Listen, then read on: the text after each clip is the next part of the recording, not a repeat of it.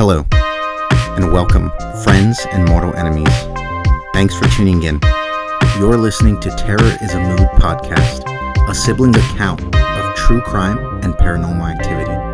Kick back, and let's set the mood with your hosts, Valerie and Melanie. Hi everybody, this is Val. Hey guys, it's Melanie. What's up, what's up? Well, I'm really excited because this is the first time we've remembered to thank our wonderful and first Patreoner, Tiffany Mendoza. Tiffany, you are the best thing that ever happened to me. Don't tell my husband. Don't tell anybody in her life, including me, because that also hurts my feelings. Oh my gosh. But I'm okay. just saying because she's supporting us. Thank you, sister. It's our sister, guys. You need to get on there and Melanie. support us, too. It's No one okay. needs I to know know. nobody needs to know it's family. She's related to us. She just You loves our always- podcast and supports it.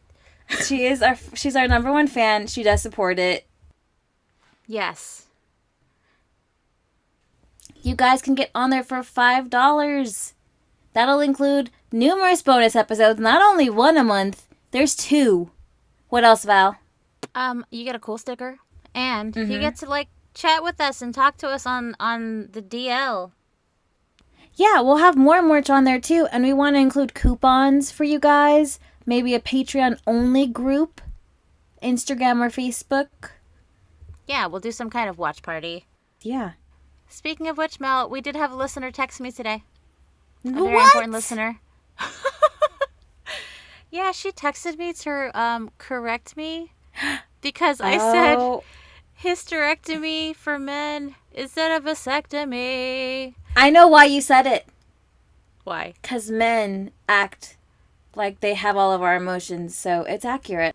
Men are hysterical. Hysterectomy comes from the cure for hysteria. That's why they call it a hysterectomy, because a long time ago, they said women were fucking crazy and hysterical, so they removed that to chill us out, which is so fun. But I did correct myself, so everyone, if you're just tuning in and you weren't listening to the episode the first day it came out, you will not ever hear me say hysterectomies for all men. Oh, you fixed it already. I totally fixed it as soon as she messaged me. I was like, no, I'm an idiot. That's not even a big deal then. Why do you even bring it up? Nobody can even hear it anymore. It's okay. Listen, it's important to me because I was talking about something near and dear to my heart, and I don't want to sound like a moron. I think I heard ectomy, and that's where I was like, correct. Whatever it was. Correct-me. Correct. That was the right one. Yeah. Anyhow, it's fixed now, so sorry, everyone. Long story short, thank you, Tiffany Mendoza, because that's where this all started. Yeah, thanks, sissy. You'll get a Patreon shout out as well if you guys, become a Patreon. I was going to say donate or subscribe. Join us. Join us. So this week, what are we talking about? Dude, mine is pretty interesting. It's down south. But there's a movie about it, which is pretty cool. What about you? Mine is foreign, and it's also based on a movie. What? What movie is yours based on? Tell me. Let's guess. Mine's foreign. I'm hoping yours is like The Ring. No, I haven't looked into that story, but I bet it'd be really good if it's real. I have no idea. I don't even remember the movie. I just remember The a videos- videotape. Yeah. That's all I remember. Don't watch the movie. No. Yeah, that's all I remember. Yeah, that was terrified. Did your movie come out before or after your story? I'm confused. No, the story happened, and then the movie came out. They made a movie about it. That makes more Yes. sense. Yeah, that's what happened with mine. How can it be any other way? Then it's not true. If a movie creates it first, because the movie itself is not... No, Val, it can't happen first. So listen, with La Llorona, I totally could have made that movie before people were talking about the story. But I guess I would have known the story. Did you ever watch La Llorona? La Llorona. I was so mad about that movie. I think that you would have known about it first, subconsciously, somewhere, somehow. And I did actually. Me and Oscar were in South Korea, and we saw that movie in 4D, so whenever she cried, we got wet. Oh, no. At 4D theaters were pretty cool. I miss them. I know they have them here. I just haven't found one close to me. Well, I know you experienced it in 4D, but I experienced it in real life because I was constantly threatened with that as a kid because we lived, Grandma's was right by the Mom creek. has a true story Oh, because we of have to that. hit her Yeah. up. Yeah. So many things. You know how many of our relatives have seen the devil? Like the actual devil. No. I don't know if it's that we're Hispanic or in San Antonio. Yeah, San Anto. You think we'd be more superstitious or religious because everyone I know has told me about a time they've seen the devil and I have to protect myself.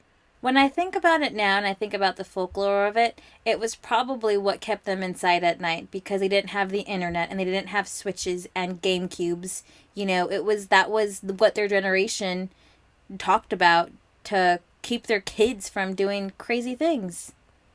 Yeah, but also the Llorona is real, Mel. And she'll get your ass if you're out after Mom told you to come inside. See, I don't like that. It's terrifying. Okay, so let's get to it. We've been Chatty Cathy's. Get on Patreon. We appreciate all of you. Thank you, Tiff, and everybody else for listening. Also, tell your friends about us. We're brand new. I get it. You're still learning to like us. We're still learning to like us. But we're having a lot of fun. We're still learning how to do this. Yeah, we're totally learning as we go. It's like, what do they say with improv? You're flying a plane while building it. That's what we're doing with this podcast. And it's awesome. It's been working out so well. We're pretty organized. We're on top of it. Organization. We just need to finesse our... What is it? Harness our finesse? I don't know. I don't know how to describe it. You gotta get better. But listen, Like, I also would love to clone myself because I have a full-time job and I have babies and I have another kind of part-time job and I do this and yeah, I'm probably kind of crazy, but I love it. All right, Belle. You ready to kick us off and get us in the mood? Sorry, I was talking over you. I'm going to say it again. Go. I would say no. When that happens, I cut it and I make it work. I know, but I think I said it too loud because I was trying to say it over you. So I'm going to say it again. Hey, Mel. You ready to put us in the mood? For terror, people. All right, Moody's. We're going to Spain. Woo! I always want to visit that place. It's like on my bucket list. This is why we're sisters. My first line, our story takes us to Spain, a country I hope to visit someday. Dang! That's literally what I wrote down. That's awesome. But yes, I would love to visit as well. When things are safer and everyone's vaccinated. Sorry, guys. Get vaccinated. Shameless plug. Go get shot up. So, I'm so excited for my booster shot. Like, that's how on board I am with vaccines. Yep, same. So, Veronica is the name of the movie on Netflix this story is based on. That is based on this story. That the movie, we just talked about this, that the movie is based on. Yes. Got it. It's in Spanish. It's a foreign film. It was really good. I really liked it. I think at the end, of course, it's really hard to make the paranormal not look so cheesy. Mm-hmm. That was my only qualm about it. Otherwise, I'd watch it. All right, I'm interested. Let's hear it. I have the sniffles too, so I'm gonna be sniffing a lot. I'm trying to do it. Okay, warning now. Valerie might be sniffling this episode. Oh yeah, that was gonna be my trigger warning to anyone who hates the sound of boogers going up someone's nose. I'm sorry, my allergies are going nuts. It's not COVID. It sucks. I'd rather not. But go ahead, Mel. Estefania Lazaro was born and raised in a Madrid neighborhood and lived in an apartment with her family in Vallecas, a Madrid neighborhood. In March of 1990, Estefania, a high school student, goes and meets with her friends like any other teenage girl would. Ordinary day. She's kind of not ordinary, though. She's been dabbing in the occult. Cool, right? No, it's not cool. It's dangerous. It's kind of cool, though. This dabbling would eventually lead Estefania... You're crazy. Okay, so I haven't used my Ouija board that I bought because it's used, and I'm like, I have to sage it. I don't even know if I should use a used Ouija board. Never, ever, Mel. And I'm crazy, and I'm like, bitch, don't play with that. Okay, so let's go back. Estefania's at school. She's messing with the occult, and so she thinks that she could lead a seance for a close friend whose boyfriend recently died in a motorbike accident. Do you see where this is going? Of course. One day, while at school, Estefania starts the ritual but is interrupted by a teacher. The teacher, punishing the girls for this blasphemy, whips the Ouija board apart, and in doing so, the glass these clever girls use as a planchette falls and shatters. Mm-hmm. The other girls at the seance reported seeing smoke from this broken glass. Smoke that unfortunately Estefania unintentionally inhaled. Oh, hell no, dude. Sorry, Estefania. You're going. So she had, I think it was 1 or 2 friends, and her sister was there. She was supposed to be watching the door. The teacher, just came on in, I guess. Those around Estefania said, after this accident, the changes they would begin to notice in her were pretty immediate and obvious. Oh gosh, like what? It would start out with insomnia. Whenever Estefania was able to get to rest, she would have horrible nightmares of shadow creatures calling to her. This would go into every waking moment for Estefania, who would eventually report seeing shadows following her around everywhere. No, ma'am. In the corners of the room, down the hall, whispering to her to come with them. Shadows her parents and siblings even reported seeing. The family also experienced waking up with their arms being slammed into the walls for the younger siblings. The family dog was thrown across the room. Oh no. At some point, he was okay, as far as I read. Yeah. And on one occasion, one of the sisters actually saw Estefania's bed levitating one night. Her name was Marianella. Nice. Over the next 6 months, Estefania would suffer from seizures and hallucinations and insomnia. She would tell her parents she saw evil shadows walking past her door at night, forms that came to visit her at night with no face, wearing a cloak and asking her to come with them. Other times, she would go into a rage, be really aggressive, eventually barking at her family and her brothers. Her parents would take her to see several doctors who could find nothing physically wrong with her. Of course. Yeah. Sometime in July of 1991, the attacks were getting their strongest. This is about a year after the seance. This is about a year after the seance Estefania began at school that day. And 2 years before you were born. Sorry. Yeah, I noticed. It was really relative to the time I was born. Especially the time. Look, you'll see the next look at the next dates. On July 13th, Estefania violently attacked her sister, causing her to fall to the floor and begin foaming at the mouth. On July 14th, my actual birthday, hi Cancers, Estefania suffers from a severe case of catalepsy. Ooh, what's that? You think you don't know it until I say it. Catatonic. Exactly, yeah. Catalepsy.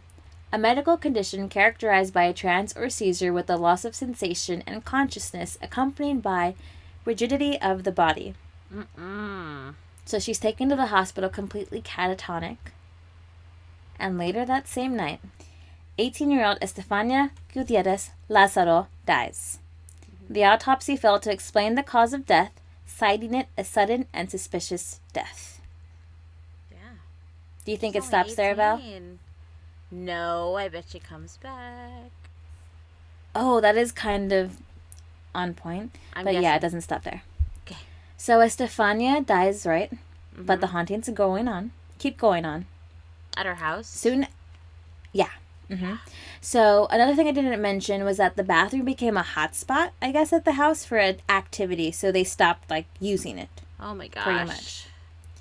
Soon after, the mother began hearing Estefania screaming from the rooms of the house. Poor thing. Glasses would break without explanation. Objects moved. Doors would open and close on their own. One night, the mother felt somebody touching her hands and her feet. Nearly 2 years after Estefania's death, a photo hanging in the living room of Estefania catches fire without burning the frame or any other object nearby. Oh, shit. It is just a photo of her burnt from the inside, and I have a picture of that. And you can just tell, like, you can't... Where it started is the bottom right of the picture. There's nothing else, like the frame on the back, the corner, that shows that there was fire anywhere. Was it like a really bad picture of her? That she was like, fucking mom, put that picture up of me and I hate it. I think it was like a school photo. Aww. But the way it looked like just like that classic bust photo. Mm-hmm. Yeah. Mm-hmm. So that happened. The most infamous night is that of November 11th, 1992, when a case of paranormal activity was documented for the first time on a police report in Spain. Dang. Pretty cool, right? Yeah, that is pretty cool. Inspector Jose Negri and his team arrive at the house to see the parents and children waiting outside in the rain, absolutely terrified. Mm-hmm. Some agents stay with the family and the rest go in to check out the house. This is what the report says happened that night. The door of a wardrobe opens violently despite being locked a few seconds before. This door almost hits the faces of the agents inspecting the home. Loud noises were reported coming from the balcony, but there was nothing there to make the noise. Mm-mm. A strange brown slime had formed on a bedside table. Ew. Ghost ectoplasm, right? That's a thing? Yeah, it is. A crucifix that was hung on the wall was torn from the wood on which it was mounted. And scratches with 3 claws were clearly visible from where the crucifix was ripped from the wall. Oh, no, I hate that. I hate that a lot. They say the 3 scratches are supposed to mock the the Holy Trinity. Yeah, the Holy Trinity. Que feo. The bathroom, the most haunted room in the home, was reportedly degrees colder than the rest of the home, and the agents felt something that they had never experienced before. Ooh. Just that general dread, I feel like, that you can explain when you go into somewhere that's really haunted. Oh, yeah. The family would move soon after this night and never report a paranormal activity again. Oh, thank goodness. Isn't that so random? It just stops there. Yeah, you'd think it would, hook on. I wonder, so it has to be something at the house? Do they ever figure out what it is? It is the Ouija board event with her, practicing with the occult and then thinking, or maybe... However that went wrong, it's supposed to be really bad if the planchette breaks, right? Oh, yeah, or even if you just stop in the middle of a session without, closing it out, you fucked. Yeah, so I think that's what did it. I said Catholic school or nun because in the movie, I think Veronica goes to a Catholic school. Yeah, that would make I more distinctly sense. remember a school uniform, but I know that's not necessarily a religious thing. It could be here in the States. Yeah. Everywhere. Yeah. Everywhere else, so I'm not sure. So, this infamous story was made into the movie titled Veronica, and it can be found on Netflix. I watched this when it first came out. Unbeknownst to me at this time that I would have a podcast to cover the true story behind the movie, so that's pretty cool. Very, very cool. That was a really cool story. I think it's just so funny that you saw this, years ago. I thought it was something you, researched the last couple of weeks. But cool. So you've watched that. My story, it was also turned into a movie. It's called Bernie. And it's on Amazon Prime. It's on Sling TV, Peacock, IMDb. But it says it's free on Prime, so I think a lot of people have that. Anyhow, let's talk about it. Okay, so the story I'm going to talk about is about a man named Bernie Tiede II. And interesting name. His last name is Tiede. And I had Tiede, okay. It's Tiede. I was like, I have to write that down phonetically because I will say that a lot. So, I'm sorry, Bernhard Tiede II. Of course, he was affectionately called Bernie. And Bernhard is the name it gets shortened from? No, sorry. His name is Bernhard Tiede II. I'm thinking Bernard. That's like a version of Bernard. Kind of. Bernhard. Bernhardt. I'm sorry. It's an interesting name for sure. But everyone calls him Bernie, so that's what we're going to call him. And he was described by his friends as peachy and sweet. So let's talk about his childhood. He was born in Tyler, Texas. Bringing it back home. Yep. His family would eventually move to Kilgore, where he spent most of his childhood. And in Kilgore, his father was chairman of the fine arts department for the college. Unfortunately, life went sour pretty fast for little Bernie. His mom died in a car accident when he was 3. Oh, no. I know. And his father would eventually remarry, and he moved Bernie and his sister to Abilene. Whoop, whoop. Still Abilene, in Texas. What's that? But again, tragedy struck. Oh. Bernie's father died after battling a long illness when he was 15 years old. That's so young. I know. So I think he was living with relatives after that, and at this time, Bernie began working after school to help support himself and his sister.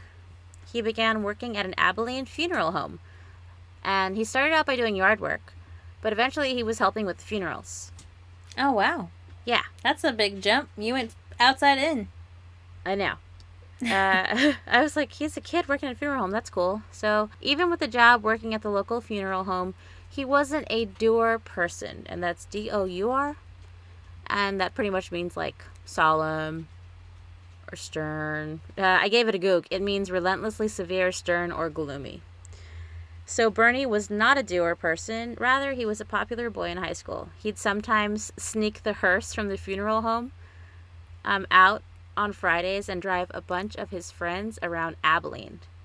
That is hilarious. I know. It's like he seems like a goofball. Who wants to hang out in a hearse? His sister was quoted as saying, "I really think that because of the loneliness he went through in his childhood, Bernie made it his calling to serve people in times of their own need." Oh, that's so sweet. Yeah, he helped others because he would have wanted that for himself. Exactly. So all of this was, and Melanie, we need to have a subscription to this because it's pretty damn awesome. This whole story was written pretty darn well. And of course I reworded it. I didn't just plagiarize everything. But it's from the Texas Monthly magazine. Oh, Texas yeah. Monthly. Yeah. They have a shitload of really amazing articles. It's not just like cowboys and cows. It's really intriguing and like fascinating stuff, and like deep dives into stuff like this or whatever's going on. Just keep reading online. It costs 0 trees. True. So in this article by Texas Monthly, his sister, I'm just going to keep saying his sister because she asked not to be identified as more than a social worker in Texas. So pretty much he said this helps us understand why he loved working in mortuary science. He always felt he was meant to take care of others, even from a young age. So speaking of mortuary science, Bernie went on to attend McNeese State University in Louisiana, and in 1985, he would settle into a small apartment in Carthage, conveniently located behind the Hawthorne Funeral Home. That's where he worked. Yeah, so Don Lipsey was the owner of Hawthorne who had hired Bernie, and when he talks about Bernie, he says, "He was probably the most qualified young man I have ever seen," says Lipsey. "He waited well on the families, he would sing solos behind the screen during the funeral, and he was a darn good embalmer. He had a talent of making the hair of the deceased look real natural." So, that's just me. He sounds nice and cool. Like, not nice and cool, but he sounds pretty cool, yeah. He loved Bernie. Oh. So Don was one of many Carthage citizens that just adored Berniekins. One friend would say that he was the kind of person who would stop to chat, and he would genuinely ask you how you're doing. And if he ever heard the response, not too well, he would drop everything to talk to you and see what he could do. He was going to fix your life right then and there, no matter what he was doing. So touching. I know. That is so touching. And he was a super talented guy, too. He was known to sew curtains for people. He would help file people's taxes. And he was a huge gift giver, with people saying that after Bernie moved in, there was never a day that a delivery driver didn't have something to deliver to Bernie. And it wasn't even something for himself. It was often something that he ordered off a catalog to give to someone else. Oh. He sounds like a sweetheart. He was I also... hope it's not... The way that we're talking about him, it sounds like he, even in whatever he did, might have been a good guy. So I'm excited to see where this is going. Bro, you have no idea. Sorry. Sister, you have no idea. It's okay. Really interesting. I only call you bro literally when we're recording. I never use bro ever in any time of my life. I don't know why. That's like my go-to comfort zone when I record. That is so funny. Isn't that dumb? Anyway, so he was often seen driving around town in his Lincoln Continental rocking Tommy Hilfiger with the big smile on his face for anyone he drove by. And a lot of girls... like a model poster boy. Right? He was kind and he was cute and he was driving around. And he wore Tommy Hilfiger. Yeah, especially, in the 80s. So a lot of girls thought Bernie was pretty attractive, but Bernie showed no romantic interest in women his age at all. Word around town was that he was light in the loafers, or gay. That's what people used to say about him. So no matter, everyone in Carthage loved Bernie, and the feeling was mutual. Bernie loved small-town living. He was super active in the community as tenor soloist of the choir. That's the First United Methodist Church choir. The same church he attended. He taught Sunday school there, and sometimes when the minister was sick or on vacation, he gave the sermon. I was like, no way. He did not just come up and preach. Hell yeah, he did. And That's insane. And a lot of residents found Bernie more captivating than the paid preacher. Yeah, I was like, I bet his personality just outshines. Yeah, I'm telling you, people loved him. So Bernie was also deeply involved in the drama and music departments of Panola College, so that was just nearby Carthage. He was so knowledgeable about Broadway musicals that he was asked to conduct the performance of Showboat and Guys and Dolls at the college. What can he not do? He can cook too, right? Probably. I bet he bakes people stuff. He was also a big part of the Christmas decorating committee for the Chamber of Commerce, often giving advice on where lights and wreaths should be placed around the town square. I want that job. Right? Where's that job? I could make it look so cute. I know. I need to go to a small city and do everything. You come to my town that we're not going to say. I forgot. There's like less than 5,000 people here. Cool.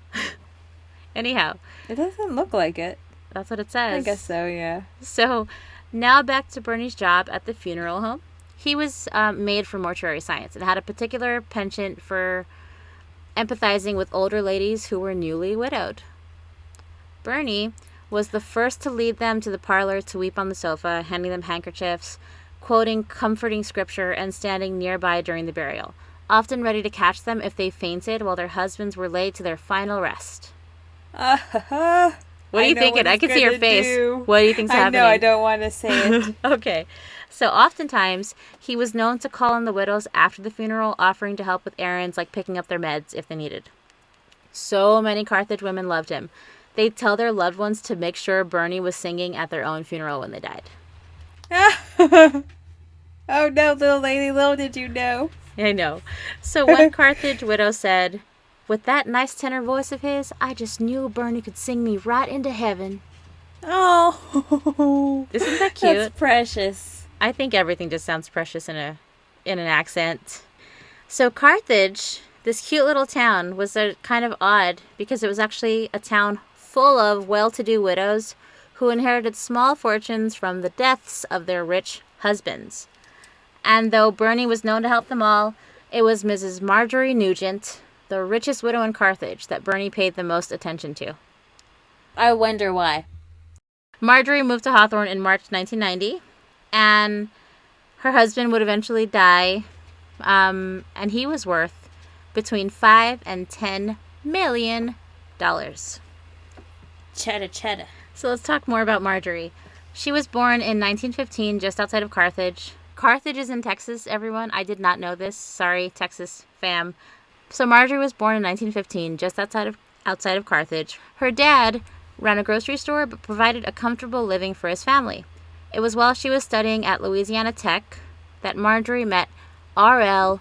Rod Nugent, a recent graduate from the school with an electrical engineering degree. So they eventually married, and Nugent accepted a job with Magnolia Oil, which we now know as Mobile, or Mobil. Oh, wow. Yeah. Fun fact. So together, the pair lived in Louisiana, New Mexico, and even Midland, Texas, where they lived about 12 years and would raise their only child, Rod Jr. Towards the end of his career, Marjorie's husband wanted to bring Marjorie back to her hometown, and they built a sprawling 6,000 square foot stone home at the edge of town, surrounded by a stone wall and electronic gates. I can't even imagine what a place that big looks like. Right? I have no reference. As one of the richest ladies in town, people knew who Marjorie was, even though she rarely left the estate. She was known for refusing to speak to her own sister, another Carthage resident, ever since they argued over their dead mother's estate in the 80s. Stubborn like a mule. That's right. She also had a tumultuous relationship with her only son, now a pathologist in Amarillo, and would only occasionally speak to him. A lot of residents felt Mrs. Nugent had disdain for her hometown, with one person saying, "If she had held her head any higher, she would have drowned in a rainstorm." So she was not an active member of the community at all, and she was actually... She sounds mean. I know. Yeah, she was known for her hatred of spending money in Carthage. I don't get it. Why are you there? I know, it's her hometown. I have no idea. So one of these stories about Marjorie and her frugalness was about her veterinarian bill that caused her to argue with the vet until he lowered his $45 charge for treating her dog. And I hate vet fees, but they're always on there, lady. That's not cool. Yeah, I guess that's just how rich people stay rich. It's a standard. Yeah. Right? That doesn't make any sense. Rich people don't spend their money, but I hate it. That is true. Do you know what? I can tell you something. I can elaborate on that if you'd like. Go. Hurry up. So, a little thing that Oscar shared with me was that the way that society does things now, we're going to stay poor in our middle class because we can only afford certain quality of items, which will always mean that we have to buy more of something. Mm-hmm. However, a person who is rich can afford the higher quality, more long-term durable items that aren't going to break down and have to be replaced over and over. Mm-hmm. Like us in the middle class, who can only afford a certain kind. So yeah, they don't spend their money as well because they don't have to constantly, they have it. They can spend it on things that are quality and long-term spending less than the average person. That totally makes sense. But I also feel like, what kind of things are we buying? Are they like necessities? Like, I guess you can go into like food, people. In this comparison, it was shoes. Yeah, I don't give a shit about shoes. But it makes sense that we'll just keep spending more and more and more to replace the cheap ones that we buy all the time. Yeah, that sucks. Yes. So that's the town's impression of her. But even her close friends said unless you catered to Margie and constantly flattered her, she was imperious and critical, often lashing out at anyone who disappointed her. One close relative who wished to remain anonymous said, "Margie was a very difficult woman to love." And I feel like that's just so sad. Even if she were a dick, I'm like, no one's hard to love. You just have to find the right person. Anyhow, small towns and gossip go hand in hand. And a lot of the stories about Marjorie were exaggerated. Apparently, she wasn't rude, but she never went out of her way to be friendly, which little small town Carthage was like, ugh, she's obviously a horrible person if she's never even going to be kind. So she wasn't mean. She just wasn't, like, full of sugar, like Bernie. So when Mr. Nugent died unexpectedly from heart failure, only a handful of people attended the services. Bernie would go on to say that while some saw a stern face on Marjorie at the funeral service, all he saw was loneliness. Oh. I know. He's still kind. Sticking up for the one that everybody hates. I know. So at one point, Marjorie began to shiver, and Bernie gave her his coat. He also sang a hymn at the funeral service held in the chapel and helped Mrs. Nugent to her car when they began to drive to the cemetery. Which, I'm like, yeah, he just sounds like a really kind gentleman. I wish there was a recording of his voice. Oh, there totally is. I don't have it, but... Fun snippet. Mm-hmm. We'll find that for the Instagram pod. Hold on, the pod Instagram. Okay. Or something. So, typical Bernie, he was the only person who cared to check on Marjorie, even weeks after the funeral. Some would say that Bernie was Marjorie's only friend. He was often seen eating lunch at her estate. He'd also write little notes of endearment and leave them around her estate for her to find. And he would take her to see performances at the college, like the musicals and dramas. Val? Did you say what movie this is based on? Bernie. Bernie? Okay. Do you know it? It used to be on Netflix. I think I saw it a whole bunch of times, but I never watched it. But it sounds so familiar. Who's in story. It? Do you want me to give you images to picture in your head so you can imagine who they are? Yeah, sure. So Is it Jack Black? Jack Black plays Bernie. Ah, I've totally seen this. Yes, Oscar and I watched it because we like Jack Black. Ah, it was really randomly, but go on. And Shirley MacLaine, you know, Weezer. Yes, yes. She's Marjorie. So I was just like, this is fucking perfect. And Matthew McConaughey is the district attorney, which I was just like, oh my gosh, I love everyone. I have to watch this movie. Anyhow. So, Jack Black Okay, so it's so funny you've seen this. I could not remember. I couldn't Bernie put a name to the movie or a picture to the name. Mm-hmm. I heard it, but I kept thinking of Bernie Sanders. I know. I also said Philip Bernie at one point, you'll hear. So anyway, he put a smile back on the widow's face via loads of attention. He was easy to talk to and made Marjorie feel young again. This wasn't a one-sided friendship, though. Not long after the funeral, Marjorie gave Bernie her deceased husband's $12,000 Rolex watch. Oh, wow. Yeah, which everyone thought was nuts, considering she was like the Weezer of Carthage. You know, she was that grouchy monster that no one liked. She was the Grinch. Yeah, she was the Grinch. That's another word that they use, and I was like, I'm going to change that. I like Weezer. Anyhow, so Marjorie would also make arrangements at First National Bank that forced them to accept checks from her account if Bernie signed them, because he was paying some of her bills for her. Also, when a stockbroker asked if she was sure she could trust Bernie with her finances, she grew livid and threatened to move all of her stocks out of his brokerage. Oh, wow. She was like, don't mess with my friend. How dare you? Exactly, I know. So as time passed and the pair spent more and more time together, other widows of Carthage were reportedly upset because Bernie was only spending time with Mrs. Nugent. And they're jealous. Hell jealous yeah. old birds. Yeah, he was catering to them, you know, and now he's just with Mrs. Nugent. So Don Lipsey, again, was his boss. He would even call over to the Nugent estate looking for Bernie on his days off. And Marjorie would sometimes say he was just napping in one of her bedrooms. Oh, wow. Yeah, he was very comfortable there. And the pair even went on a cruise together, a trip Marjorie apparently paid Bernie to go on with, since her husband never wanted to go on cruises. And they slept in the same cabin. Is there a job for that? I'm down. Platonic cruise partner. Girl, same, please. As I mentioned earlier, the rumor mill was busy as ever with speculation over who was seducing who. Some thought Bernie was trying to seduce the recently widowed and conveniently rich Marjorie, while others thought she was making the moves on the young Bernie. The pair was seen holding hands while strolling around town sometimes, though Bernie said it was only to steady her since she wobbled while she walked. Sometimes. He also was supposed to have a spring in his step. Mm-hmm. So, exactly. With that, yeah. So, of course, most people thought Marjorie truly loved her new companion, and everyone thought Bernie truly loved Marjorie's money. Oh. I was like, oh, that's not nice. So Bernie was only making about $18,000 a year at the funeral home, and Marjorie was making between $200,000 and $300,000 a year in oil and gas royalty payments alone. Holy cannoli. Yeah. So where Marjorie hated spending money, Bernie was living well above his means, but mostly just to share stuff he loved with his friends. Like he would, if he found a really cool pair of socks he liked, he would order like 6 of the same pair to give to his friends because he loved them so much and he wanted them to be happy. Like he was just that kind of person.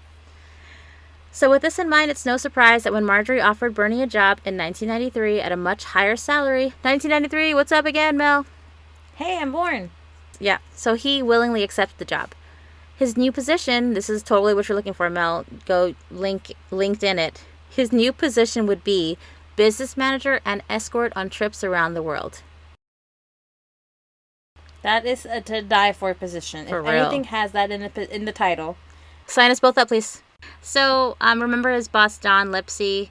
Well, Don and his wife were cautious when Bernie announced his newest venture, making it clear that even though Marjorie was paying him well, he's going to have to earn every penny, working for her. No matter, Bernie insisted Marjorie was a sweet woman deep down, assuring her they'd get along just fine. Assuring both of them. So they kind of were warning him, like, are you sure about this? Yeah, they were like, it's going to be really cool, you're going to do whatever you want, but also you're going to earn that shit because that's just who she is. So, like a warning. Yeah. So with this in mind, it's no... Sorry, I said that already. So, what Bernie didn't mention to his boss or anyone else in town is that Mrs. Nugent had recently amended her will, making Bernie the sole heir to her multi-million-dollar estate. I wish I could whistle, because I would whistle right now, but I can't whistle. Thank you, sister. I got you, girl. So later, a relative said that Marjorie refused to leave a cent to her son or immediate family because they didn't appreciate her. She does have so much family. I totally forgot about them. Mm-hmm. Ooh, I would be so mad if she were my mama. I know. So, and she had an only son, an only child. I know, like just the one. So no matter how much Bernie loved working at the funeral home, there was no way Bernie was going to risk pissing Marjorie off and losing that, inheritance by turning down her job offer. So not long after accepting the job, Bernie ended up purchasing a 2-bedroom home less than a mile away from the Nugent estate, and he was living the dream. His sister said for the first time in his life, Bernie got to be somebody. Bernie would also earn his pilot's license, and he bought a couple of small airplanes for himself. No big deal. Yeah, no bigs. So Mrs. Nugent gave Bernie her seat on the board of First National Bank. What? Yeah. And How Bernie... did you just give that away? Yeah, she's like, you can just go for me. It's so boring. Talking about money. Anyhow, so... Too much money. I know. So Bernie, once he was part of that, he was frequently calling Lloyd Tiller, and that's the same stockbroker that Marjorie had chastised previously, for questioning her. And so Bernie would call him all the time, like incessantly, with recommendations of the next stocks Marjorie needed to buy. And Tiller was often annoyed by these calls and lashed out at Bernie one time. He yelled at Bernie, "What do you even know about the stock market? You're nothing but the Undertaker!" Because he was just a funeral home guy.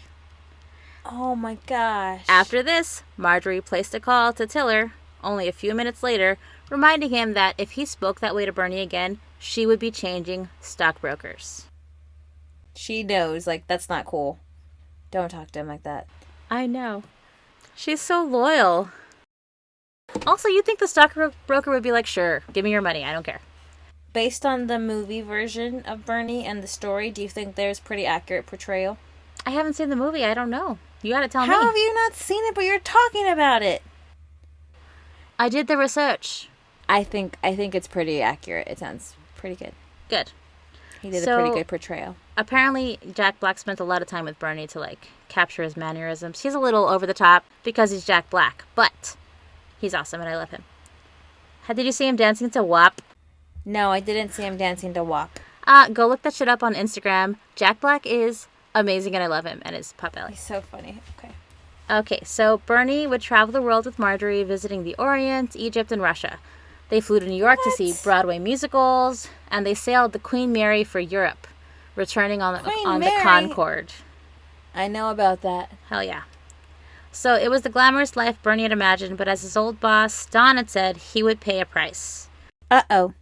So Bernie's friends would later say that he had to have Mrs. Nugent's medicines laid out every day. And if he wasn't at her house by 11:45 on the dot for lunch, she would become extremely frustrated, almost panicky. And whenever that would happen, she'd call his pager incessantly until he showed up. Also, if Bernie were visiting, someone else, anyone, a friend or another widow, Bernie would have to interrupt the conversation at regular intervals and use the phone to check in with Mrs. Nugent, stating, "If I don't call her, she will give me living hell." So she just had him on a tight leash. Yeah, that's pretty much how the movie gets. Even with that tight leash Marjorie held on Bernie, he was loving the new freedom he had, eventually becoming the town's Robin Hood. Robin Hood? Oh, yeah. Without Marjorie's approval, Bernie was slipping money out of her bank accounts and giving it to anyone he thought could use some help. He bought at least 10 cars for people who couldn't afford one, telling them to pay him back when they could. He was a saint? With somebody else's money? He bought a house. Yeah, I know. Can I have some? Can I have it? So he bought a home for a struggling young couple. He provided scholarships to students at Panola College, and he pledged $100,000 to the new building campaign at First United Methodist Church. Oh, okay. Yeah. He also led the fundraising drive for the Boy Scouts. Oh. He bought a whole trophy shop when the owner told him she was about to go out of business. I can't believe how wholesome this is. I mean, kind of. It's not his money. But the thing is, what he's doing with it is wholesome. Oh, yeah. He wasn't being selfish. He was helping everyone. He also funded a clothing store. He fully funded a clothing store for a local man who had told Bernie about his clothing shop idea. And Bernie said, Carthage needs its own Neiman Marcus. So that's the idea Bernie had. The man, however, had a different kind of clothing shop in mind, opening Boots, Scoot, and Western Wear. So Bernie's kind nature also began to rub off on Mrs. Nugent. So Marjorie eventually joined the Methodist Church, after Bernie urged her to do so. She even had the women's Sunday school class over to her house for brunch on one occasion. She was warming up. Which is completely unheard of. I know. Yeah. So in 1995, however, Bernie told his sister that Mrs. Nugent was developing a mild form of dementia. Some of the odd behaviors of hers included firing the gardener because the flowers did not bloom on time. Oh. She also had Bernie buy a 22mm rifle so he could shoot armadillos that were rooting up her front yard. She'd often have Bernie stalk the armadillos with gun in hand while she watched from the porch. Go get him, Bernie. So, I was like, that's so extreme. Let's see. And when Bernie confessed she was wearing him down, he also said he couldn't quit because he was her only friend. And he has to stay because he's the only one she has. So he was starting to feel it, but he was like, it's fine. Mm-hmm. She only has me. So in Thanksgiving of 1996, Bernie went to see his sister alone. When I'm thinking about it, if he had that kind of intense schedule of wearing to be at every day, it wears on you. I mean, I have a very lax, casual schedule right now, and I'm very grateful for that. But even if I have 5 appointments in a row, I'm like, dang, this day with no appointments is nice. Yeah, it is very nice. I know, I don't know how he did it. But also, I feel like he was totally pampered. And I feel like I could put up with pretty much anything. For all that money, that's true. It's so crazy. What's your biggest complaint, that you have to be places and eat out and go to the movies or whatever? I don't know. In Thanksgiving of 1996, Bernie went alone to see his sister, stating that Mrs. Nugent was busy spending the holiday in Ohio with her sister. So Mrs. Nugent had the sister in Carthage that she never spoke to, but she also had another sister in Ohio. Okay, and that one they were cool with. They were cool. Yeah. At Christmas time, Bernie festively decorated the Nugent estate, but Mrs. Nugent was still happily visiting in Ohio. And so spring comes around, and Bernie then said she was in a nursing home outside of Carthage because she was recovering from a stroke. And Lloyd Tiller What? Hold on. Thanksgiving to Christmas is pretty lengthy. Now we're in spring. And now it's springtime, and that's a couple of months. Mm-hmm. So when Lloyd Tiller started asking about Marjorie, since he had not received a response from her for anything, he was a stockbroker, Bernie told him that she was losing her mind and probably had Alzheimer's. Okay, Bernie, what's going on? Stroke, Alzheimer's, dementia, sisters. Yeah. Even with the absence of Marjorie, life on the estate continued, with the maids still cleaning the empty house and the yardmen still tending to the yard while Bernie paid them. He also stuck to his usual, giving money away. He bought jet skis and pickup trucks for some town folks. He also gave every student who performed the musical a $200 gift certificate to the Boot Scootin' Western Wear store. He was still singing, and one of his latest performances earned him a standing ovation. It was like a solo song he sang in one of the plays. They got a pretty good actor to play Bernie because Jack Black can sing. Mm-hmm. He's got vocals. Yeah. It wasn't until July 1997 that a concerned Carthage citizen called the sheriff's department and said she was worried about Marjorie. The sheriff's department was tending to other important matters in town, that they didn't even look into this for another month. What the hell? I know. It's just somebody's suspicion, that's why. Yeah. So they caught up to Bernie in Las Vegas, and Bernie was there because he was singing at a Panola student's wedding. Oh. He explained that Mrs. Nugent was staying in a hospital in Temple, Texas, under an assumed name so she wouldn't be disturbed. Wow. Okay. However, the sheriffs checked out hospitals and no one that resembled Marjorie was there. Finally, they called her son in Amarillo. He quickly came to Carthage with his eldest daughter and looked around the house. The daughter had noticed that the deep freezer had been taped shut, and she thought that was weird, and she told the police so. Sorry, guys. You couldn't see my reaction because I just had a shocked face. Like, oh, Her eyes were bulging. hey, that girl. Oh, yeah. That girl just found something. So when a Carthage deputy looked inside, wrapped in a white sheet underneath some frozen food, was 81-year-old Marjorie Nugent. What happened? So in order to protect evidence, the sheriff actually moved the entire deep freeze with Marjorie inside of it and loaded it on. He loaded it onto a pickup truck, and they drove it to Dallas for an autopsy. And they had even set up a gas-powered generator to keep the freezer running as they drove. That's some detective work, guys. Yeah, you had to keep the body fresh, cool. I bet in in those states, when you find anything frozen in the ice, they're like perfect. Yeah, and Texas, dude, Texas, it would melt so fast. Oh yeah, she would have lost her skin by the time she got anywhere. I know. I'm just like, I don't know how bodies. It would have been super bad. So the police department searched for Bernie and found him preparing to take a Little League team and their parents out to dinner. He was surprised the sheriffs wanted to ask him questions, but he went to the sheriff's department anyway. It didn't take long for a nervous Bernie to finally calmly admit he shot Mrs. Nugent with the same gun he purchased to get rid of the armadillos. Oh, Bernie. So when the officers asked him why he did it, he stared at the officers in bewilderment. And he assumed the answer was obvious and said Mrs. Nugent had become very hateful and very possessive. He was pretty much like, how can you even ask me? Do you know the woman? Like, you remember Marjorie, right? So the reaction in Carthage was nuts. I bet. Yeah. One group of women raised money to meet Bernie's $1.5 million bond. And when that happened, oh, wow. the DA, Danny Buck, $5 million? $1.5 million. It's just the That's how much they bond. had to I don't know how much raise. they had to raise Okay. of it, a percentage.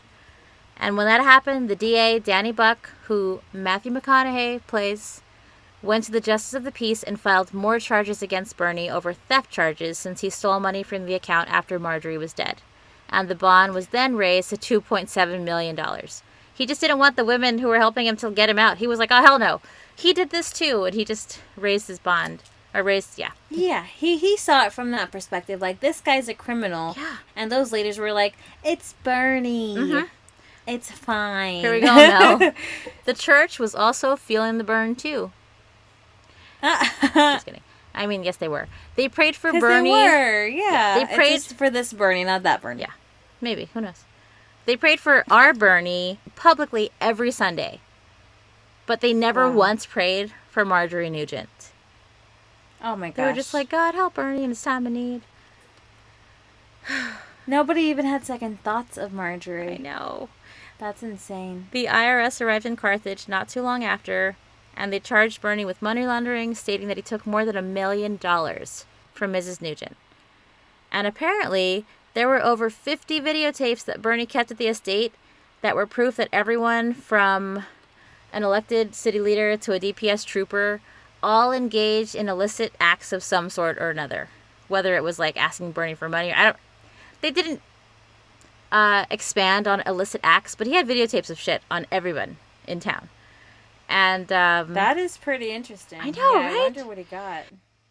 Probably briberies. I'm thinking like, or just like, hey, if you give me this money, I'll, take care of this or whatever. I don't know. There were still people, of course, cheering for Bernie, and one funny Carthage man, this is from the Texas Monthly article, he went to the local Carthage football game wearing a shirt that said, I'm the only one in Carthage not on the videotapes. Yeah, he got on board. Yeah. So, I'm not corrupt. Yeah. So, while all this was going on, Bernie's friends hired famous East Texas criminal defense attorney Clifton Scrappy Holmes to defend him. I forgot who played him. I don't know who played him either. The townspeople were shocked that someone as gentle and compassionate as Bernie could be capable of murder. They also wondered if he just snapped and had like a psychotic breakdown. I could see that. So that wasn't really the case? Can I ask how long his employment with Marjorie was? In 93 to 97. A few years, 3 years. That could be long enough for anybody to go crazy. With that woman, it sounds like. Mm-hmm. So, this is what Bernie would say about what happened that day. He told his sister that it was an ordinary November day for the pair. They were about to go run errands and have lunch when Bernie calmly picked up the 22mm rifle in the garage and fired 4 shots into Marjorie's back. He then dragged her into the kitchen and put her in the freezer. Then he washed the blood off the garage floor with a garden hose. And he said, I started thinking about having to live with her for the rest of her life, and I just couldn't take it. I realized I couldn't stand it another day. Wow. So he was like, fuck this. Bernie quit. Bernie quit. But he couldn't because he was going to lose all that money. I don't know. People are crazy. So, again, you said it before, money makes us crazy. So the opening of the freezer really showed the town's colors. Not one person was saying, poor Mrs. Nugent. It was all, poor Bernie, poor sweet Bernie. And someone said, I don't care if Mrs. Nugent was the richest lady in town. She was so mean that even if Bernie did kill her, you won't be able to find anyone in town who's going to convict him for murder. And I was like, what the fuck? It reminds me of that story. Yeah. Of the family. Mm-hmm. Nobody cares because he was hated. That's... Nobody cares because she was hated. I know, but it's so mean. If you guys don't know what I'm talking about, that is episode, I believe, 3. Yeah, 3 or 4. 3. Yeah, it was 3. Because Brazil was episode 4. 3. Mm-hmm. Yeah. So go back and listen. Yeah. So, that woman said no one would convict him for murder. And in fact, plenty of mostly female well-wishers visited Bernie in jail, bringing him cakes and pies. And one woman... You can't even give them anything, can you? Maybe in Carthage. So one woman told the Houston Chronicle, if I made a list of people I knew were going to heaven, Bernie would be the first on that list. This is after the fact. Uh-huh. Yeah. Even after this lady? I know. Wow. So at the grocery store and at Daddy Sam's, other women would walk up to the district attorney, Matthew McConaughey, in this idea, in this dimension, and they would tell him, we're praying you do the right thing. When it came to Bernie. Like to back off? Yeah. Yeah. Not to persecute him? We're all praying you do the right thing by him. Not persecute, sorry, prosecute. Yeah, and a disgusted Danny Buck told Texas Monthly, it's almost as if everyone has already forgotten that an elderly lady was shot to death. There was a murder, people. I do have a question. Yeah. Is Bernie still her sole heir? And I don't think he gets it if he kills her. Go away? Yeah. Okay. I don't think. So I just thought the whole shit, everything was cold-blooded. Do you remember that? Do you remember that YouTube video? Unforgivable. Ask Oscar. He Oh, probably man. does. It was I this don't. guy, and he was like, so I took this girl out for some Chick-fil-A Oh my! at the He mall. would growl. Yes. It was almost like a growl. Yes, I do And remember. at the end, he'd always be like, unforgivable. That's all I kept and it thinking. wasn't even anything bad, right? No, sometimes it was messed It up. was But I something just silly. remember him. That was in 2009 when YouTube was just becoming a thing on people's phones. So, Bernie would admit that he had thoughts of hitting Marjorie in the head with a bat for a couple of Holy months crap. prior to November the 19th, 1996. That was your red flag burn. Yeah, but That was your stop there. listen, he didn't do it, Mel, because he didn't want her to suffer. That's Good what heartburn. Tiede said in his 1997 confession. And he said, despite how cold and evil she had become, his words, he still cared for her.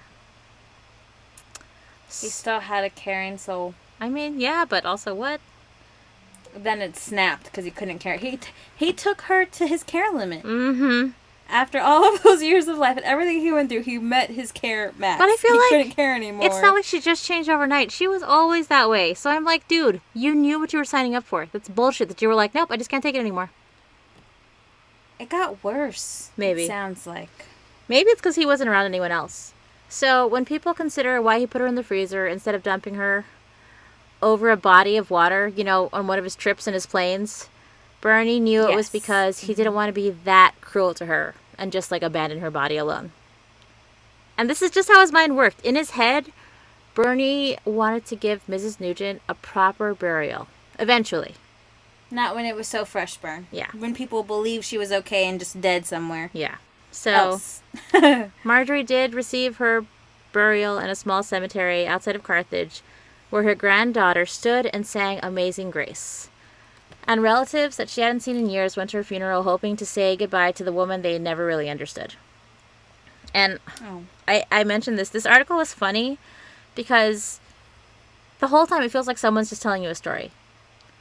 With commentary from, like, the local townspeople. And when it closed up, it finished with, like, one Carthage widow who missed the funeral asked, "Did Marjorie's granddaughter sing well?" Because she knew Bernie wouldn't be available because he was in jail for murder. And she wanted the granddaughter to sing at her funeral when she died. Oh, already thinking ahead. Dude, 2 steps ahead. I don't care that Marjorie's dead. But could she sing? Can she sing? I know. Because I need to look into somebody now that my man Bernie's gone. I know. So in 1999, Bernie Tiede was convicted of Marjorie's murder and sentenced to life in prison. Then, in 2011, Jack Black would star as Bernie in the movie Bernie, all about his and Marjorie's friendship. And Matthew McConaughey, as I mentioned before, was the district attorney, Danny Buck, and Shirley MacLaine, also just who I always think of, Weezer, from Steel Magnolias, played Marjorie. And one of my favorite quotes from that Steel Magnolia movie reminds me, like, it just helps me perfectly imagine what Marjorie was probably like after so much time with Bernie. And it's when she's at the beauty salon and I guess she was dating a guy already. And she says, "I am pleasant. Damn it. I just saw a drum eating in this morning at the Piggly Wiggly and I smiled at the son of a bitch before I could help myself." So she was just like, "I'm fucking nice, dude." Finally. I smiled at something. She smiled I couldn't at understand. Drum Eatonton. So she smiled at a local guy before she could even help herself. She smiled at the son of a bitch. Oh, she just, like, smiled. She was like, "I'm being kind, you assholes." Anyhow, that's how I imagined Marjorie. So anyhow, after the movie's release, Bernie would seek a new trial. In the previous trial, Bernie didn't reveal that he was sexually abused by an uncle as a child. He was one of many kids that this asshole uncle of his abused. So with this... Oh, gosh. I know. So with this, Bernie's defense thought that the history of sexual abuse could have led Bernie to commit the heinous crime and should have been considered when sentencing him. And the defense's idea was that the verbal abuse from Marjorie may have triggered the abuse he received from his uncle, causing Bernie to lash out. What do you think? I can see their argument. Yeah. So, when this happened, the judge released him on bond in 2014 while they awaited his second trial. So that movie, Bernie, I'm not sure if they talk about the abuse or not, but... I don't remember them mentioning anything about it. Okay, well, it helped him, like, get a new trial. So Wow. the judge released him on bond. However, in 1999, 17 years after Bernie was convicted for Marjorie's murder, he was still found guilty and sentenced to 99 years in prison, where he now resides at the Telfair unit in Arkansas. And that's it. He did as much good as he could until the system caught up with him because he committed murder. Yeah, he killed someone, so I feel like that cancels out all the good. He was a butthead who killed this woman who was, yeah, she was mean, but that's not a reason to kill someone, people. I could see if she were abusing him or beating him, self-defense. But she was just, unkind, and he was like, enough is enough. Mm-mm. I guess that's what makes people a murderer, that point where you react or you go get therapy. Something like that. Not saying it can cure everything. It's just, he was dealing with a lot. That child abuse thing came out. I hadn't heard about that at all. Does that mean I now have, like, a thing to get me away with murder? No. No, because I said on the podcast. Damn it! It's not premeditated. I'm not going to kill anyone. It is still murder, Bernie, even though Jack Black was super personable in the movie, and it sounds like this guy was too. We pay for our crimes. Yeah. That's a pretty lighthearted story, but I liked it. Right? I see what you mean. Yeah. You're like, it's kind of good-hearted, or... I just thought the townspeople were nuts. Like, I get it. Everyone loved Bernie. Everyone hated Marjorie. But that's just rude. That's how I felt when you were like, yeah, justice. They didn't really get the crimes in episode 3 that they deserved. He was a woman beater, so I don't care. See? It's different. He was more intense than Marjorie. Marjorie wasn't hurting anyone or drinking and beating up her kids. She was emotionally hurting everyone. I feel like they took it because they wanted to. She wasn't married to anyone. People who were around her wanted to be around her. For whatever reason. But nobody did want to be around her, and that's why Bernie was there. Mm-hmm. For the money. Anyhow, be kind to people, guys. Just be kind to people. Because they might kill you. Everyone might kill you. I'm always on the defense when I go out. I think that's what's the one thing that's been the downside of the pandemic for me. I'm always like, what's going on? I'm on red alert. See, when I think of being murdered, I'm like, fuck it. If that's how I'm supposed to go, fuck it. There's nothing I can do about it, so I'm not going to worry about it. I did not say that, Val. I wasn't talking about what I would do whether or not I was getting murdered. I'm just saying you're worried about it because you're like, what if someone could do this? What if someone... I don't even care. If someone's going to try to kill me, cool. I just don't even consider it. Don't get me wrong. I'm not going to, like, walk down a dark alley by myself at night. But, I don't know. I just... If that's how I'm supposed to go... I forgot how we got here. I was thinking that we were talking about... I said people to be kind to people or they'll murder you. And then you were like, yeah, every time I go outside in the pandemic, I feel like everyone's going to kill me. Or I don't know. Something like that. Well, sweet, guys. I hope you like those stories. You follow along on our Instagram to get the photos behind all of our episodes. It's like a little in-depth look. I'm excited to see that weird burning one. Yeah, there's so many pictures that they have from the scene. Mm-hmm. So, from the home in my store. So I'm pretty excited about that. Cool. All right, everyone. Yeah. Well, spook you later, guys. And remember, moody people live longer.